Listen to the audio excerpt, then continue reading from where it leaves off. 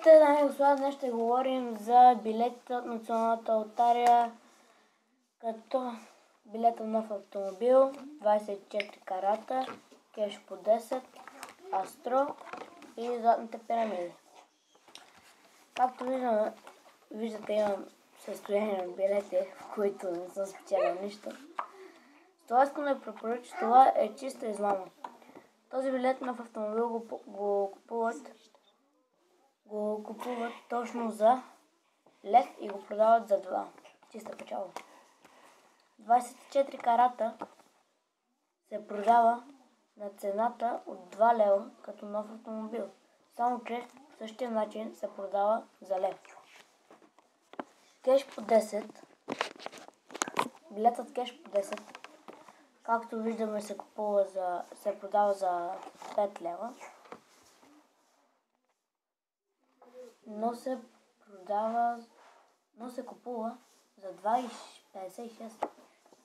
Отново чиста измама. Билета Астро като нов автомобил е 24 карата.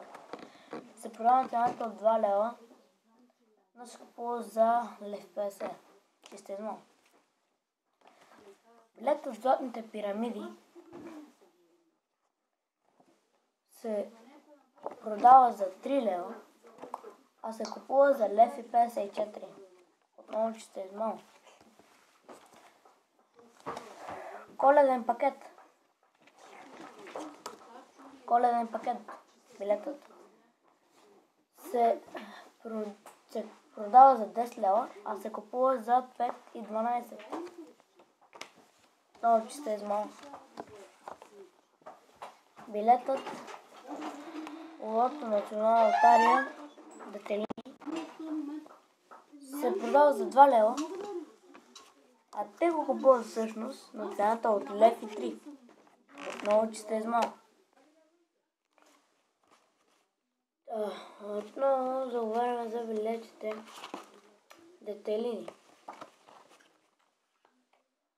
Лев и 3 ги купуват и ги продават на 2 лева. Затова никога не купувате тези билети.